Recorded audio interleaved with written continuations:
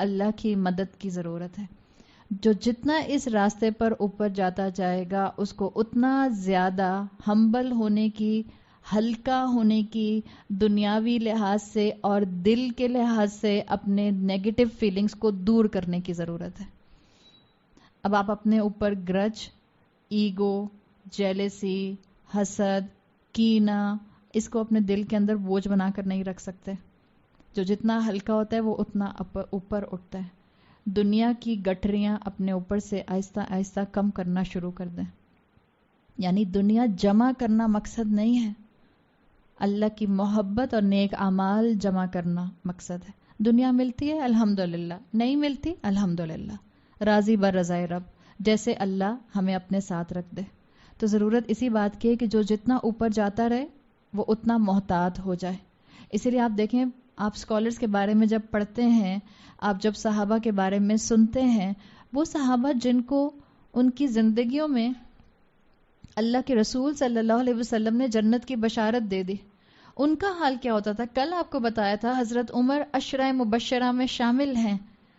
اللہ کے رسول نے ان کی زندگی میں ان کو کئی مرتبہ بشارت دی جنت کی، اور جب انتقال ہو رہا تھا تو بیٹے سے کہا کہ اپنی گود سے میرا سر اٹھا کر زمین میں رکھ دو تاکہ اس پر خاک لگ جائے، تاکہ میں اللہ کے سامنے اس عاجزی کے ساتھ جاؤں. آپ دیکھتی ہیں اسکالرس کو بھی، آپ دیکھتی ہیں صحابہ کو بھی، آپ دیکھتی ہیں بعض لوگوں کو، آپ کہتی ہیں آپ اتنے نیک ہیں پھر بھی آپ اتنا روتے رہتے ہیں، آپ تو اتنی نیکیاں کرتے ہیں پھر بھی آپ کو اتنا ڈر لگتا ہے، آپ تو جو ہیں وہ اتنا زیادہ اللہ کا خوف رکھنے والے ہیں اور اس کے باوجود آپ پریشان رہتے ہیں.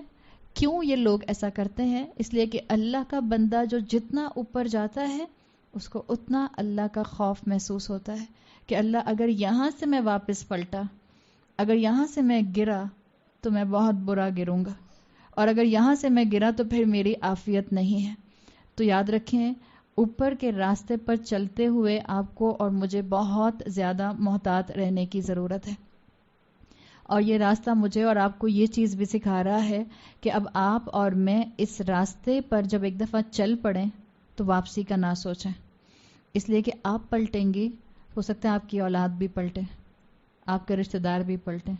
ایک کی ہمت خراب ہوتی ہے، باقیوں کی ہمت بھی کم ہونے لگ جاتی ہے. جو راستہ اوپر جا رہا ہوتا ہے، اگر آپ کبھی ناردرن ایریاز گئی ہوں، پہاڑی علاقوں پر، تو آپ اپنی گاڑی کو وہاں پر ایک جگہ پر کھڑا نہیں کرتے. آپ کو کہا جاتا ہے کہ آپ سلو موو کرتے رہیں، آگے بڑھتے رہیں.